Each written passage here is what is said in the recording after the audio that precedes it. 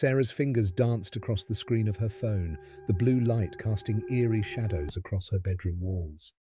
She sighed, sinking deeper into the comfort of her blankets, when a movement outside her window caught her eye. Her heart skipped a beat as she saw the outline of a tall, shadowy figure standing motionless in the moonlight. She froze, her breath hitching in her throat. The figure was still, almost as if it were a statue. She blinked hard, hoping it was a trick of the light, but when she opened her eyes, the figure was still there, unmoving, watching. Panic surged through her veins as she scrambled to her feet, phone clutched tightly in her hand. She darted to the window and yanked the curtains shut, her heart pounding in her chest. She quickly checked the locks on her bedroom door and window, ensuring they were secure. With shaking hands, she dialed 911. 911. What's your emergency? The operator's voice was calm, a stark contrast to Sarah's racing thoughts. There's someone outside my window, Sarah whispered, her voice barely audible. Stay on the line, ma'am. Officers are on their way, the operator assured her. Minutes felt like hours as Sarah waited, every creak and groan of the house magnified by her fear. When the police arrived, they found no sign of the stranger. The officers assured her it was likely a prank or a misunderstanding and advised her to call again if anything else happened. The next few nights were quiet, but Sarah couldn't shake the feeling of being watched. She kept her curtains drawn and the lights on, hoping to deter any would-be intruders. Just as she began to relax, thinking the stranger had moved on, she heard it, a soft tap at her window. Her blood ran cold. She turned slowly, dread pooling in her stomach.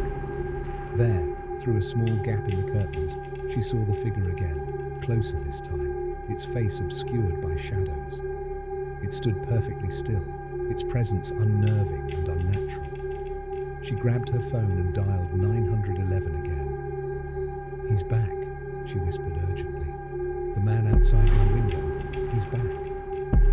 The operator dispatched officers immediately, but as before, by the time they arrived, the stranger was gone. They searched the property and surrounding area but found no trace of anyone. Sarah's fear deepened. This wasn't a prank, it was something far more sinister. Determined to understand what was happening, Sarah installed security cameras around her house. She spent her days meticulously checking the footage, hoping to catch a glimpse of the stranger. Days turned into a week, and just as she was about to give up, she found something chilling. In the footage from the previous night, she saw the figure appear out of nowhere, right at the edge of her property. It moved with an eerie, unnatural smoothness, gliding rather than walking. As it approached her window, it stopped and stared directly at the camera. The sight of its eyes, dark eyes that seemed to pierce through the screen, sent shivers down her spine. Terrified yet curious, Sarah began researching local legends and paranormal activity. She discovered stories of a shadowy figure that had been seen in the area for decades, always appearing near the homes of young women. The figure, according to the stories, was not human, but a malevolent spirit, bound to the earth by a curse. Armed with this knowledge, Sarah knew she had to confront the spirit. She contacted a local paranormal investigator, Mark, who had experience dealing with such entities. Mark agreed to help and arrived at her house with equipment designed to detect and communicate with spirits. That night, they set up cameras and EVP, electronic voice phenomenon, recorders around the house. As midnight approached, the air grew cold and a sense of foreboding settled over them. They waited in the living room, tension thick in the air. Suddenly the temperature dropped further, and a shadow flickered outside the window. Sarah's heart pounded as she saw the figure again, this time clearer than ever. It was tall and gaunt, its face a twisted mask of hatred and sorrow. Mark began speaking, addressing the spirit directly. "Why are you here? What do you want?" The EVP recorder crackled, and a distorted voice filled the room. "She took..." Sarah's mind raced. Who was she? What had been taken? She glanced at him and nodded encouragingly. "He took everything from you?" she asked, her voice trembling. Eliza, the voice replied, filled with pain and anger.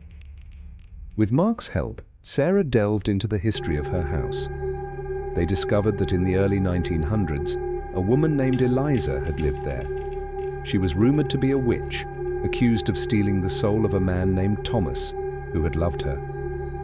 Thomas's spirit, unable to move on, was now bound to the house, seeking revenge on any woman who lived there, mistaking them for Eliza. Sarah knew she had to break the curse. With Mark's guidance, she performed a ritual to release Thomas's spirit.